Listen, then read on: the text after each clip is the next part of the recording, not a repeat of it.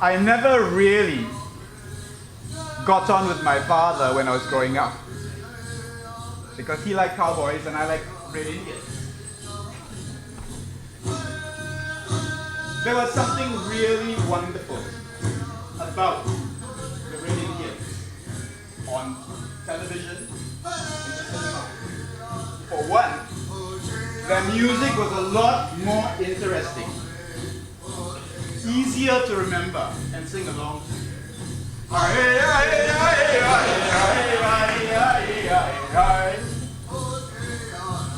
Now they were real men. They didn't go into a saloon and get drunk. They didn't rough up their women. Right? They were honorable. They were dressed like warriors. Feathers in their hair. Hide of cloth. On their horses, they would ride. And I wanted to be a Red Indian. I wanted to be a Red Indian. They lived off the land. They had wonderful stories. They knew how to make fire from just rubbing two sticks together. So me and my friends, we would try. We would try to make fire. We loved being Red Indians. And then, when I grew up, I went to Australia to study. I went to a high school far from the city.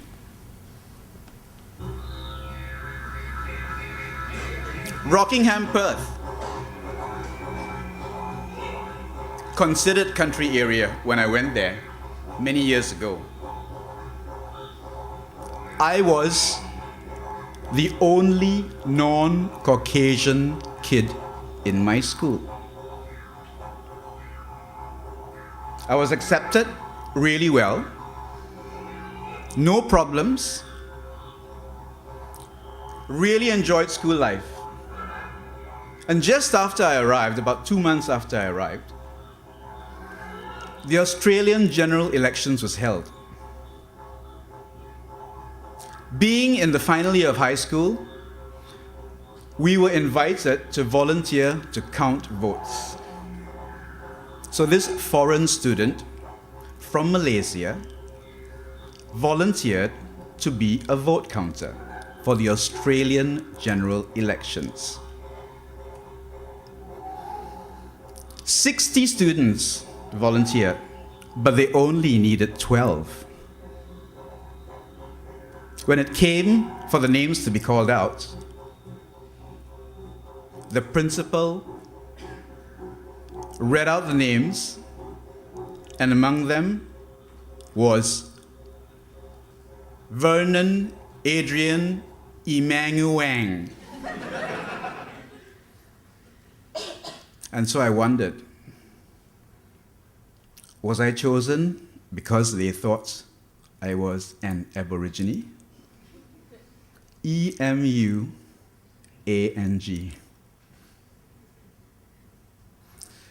So I went along and I counted the votes and became part of this wonderful moment in Australian history.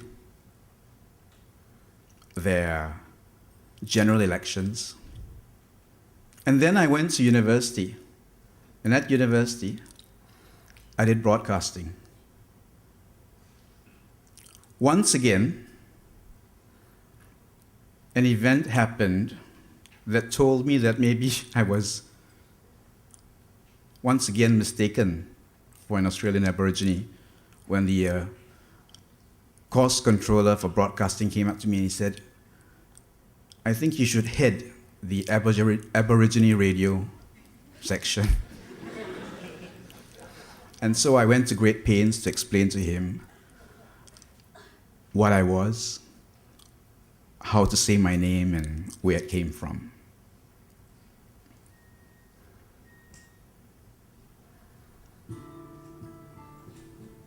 But it was during that time when I became more and more aware of this thing called indigenous rights in university when I watched how Aborigine culture was actually taken back, adopted by mainstream cultural producers to help identify what was a more authentic Australian identity.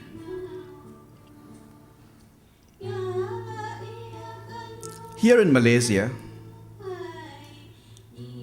how did we deal with our indigenous people?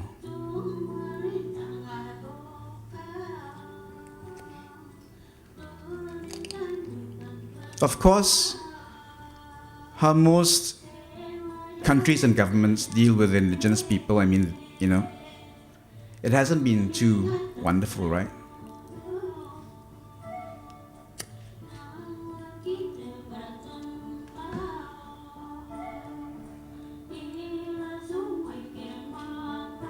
Apa lu duduk sana? Diri. Berdiri.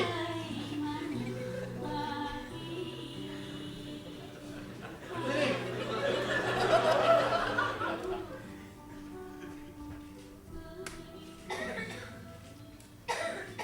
Nyonya, mau ah?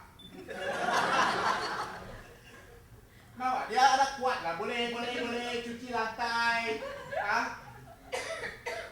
Dia boleh bikin masak.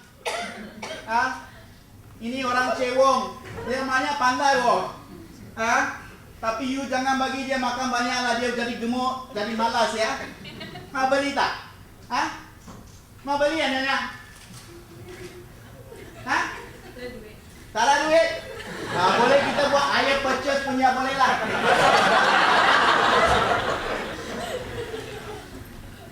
Sakai.